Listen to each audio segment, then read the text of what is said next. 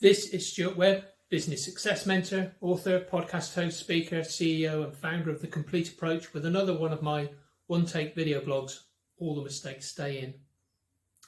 Last time I spoke about some of the ways to allow people to leave your business gracefully. Today I'm extending that and talking about how sometimes we don't want to make a decision about someone leaving our business.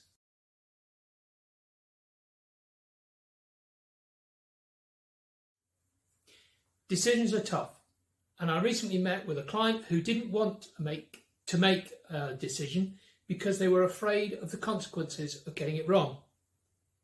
Often, not making a decision can be as small as missing a minor opportunity, through to letting a business be stuck at the ceiling because we're not ready to make that decision.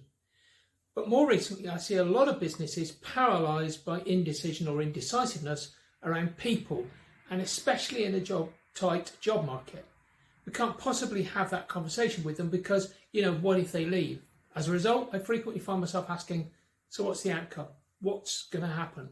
What if we don't have that conversation? Particularly if they do make a bad decision or what might be considered the wrong decision, what impact does that have on businesses?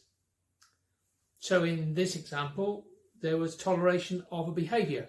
Quite often businesses will tolerate behaviour from people because they might be brilliant or they might be very good at their job.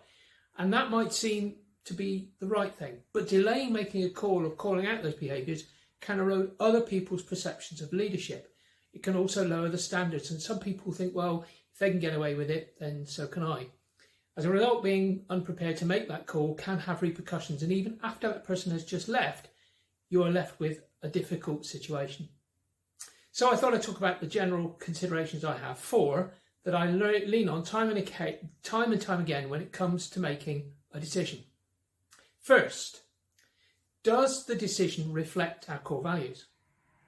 Values are often a marketing exercise, and businesses like having them on the website as the reasons why you should do business with us. But there are lots of ways that I think you should use your values, like making decisions on hiring people, rewarding and recognising them, and so on. But also as a business, using values as a decision-making tool can be very important. Ask, is the decision we're making right now in line with our values? So one of the values of my business is brave. So many decisions will be guided by that value, and we will need to enter the danger zone to get things done. One client of mine has the value innovating, and if they're sticking with something because it works, are they not innovating?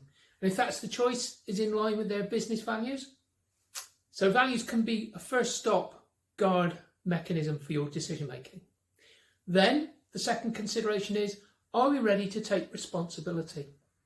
What if it doesn't go to plan? I often say to leaders that the good news about having to be a leader in your business is if things go well, you can take credit for it. But if you need to be prepared for something that doesn't go so well, to remediate or even sometimes take the blame when you make a decision to do something, knowing it may not go well, you need to be prepared to own the fact that you made the decision. And at the same time, if you decide not to do something, an opportunity may be missed. Are you prepared to own that?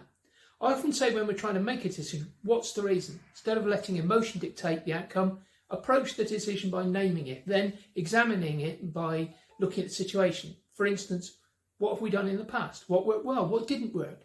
Perhaps the last time we had this situation, we reacted in a particular way and it went pear-shaped. So let's learn from that. Let's learn from what we did well and leverage that expertise. Sometimes you just push through based upon what you've done before. No action may actually be the final decision. Consider that making no action could be the right decision. Sometimes I really drive home with businesses that I work with that if we don't need to take every opportunity. We don't need to solve every problem. Sometimes you need to give yourself permission to park things. Quite often, the best decision is no decision, and the best action is no action. You have bigger fish to fry. Don't be afraid to push something to one side. Just channel your focus on what really needs to be done today. Okay, that's it for today. Please comment on and let me know down below everything you'd like to know about building your business, and get your download of everything you need to know by clicking on the link thecompleteapproach.co.uk/one page. There may be things that you would like to hear more about in the future.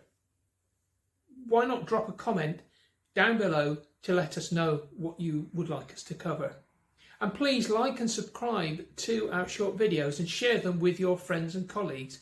They may like to find out how to make decisions in their business. Okay, that's it for today. Thanks very much for listening.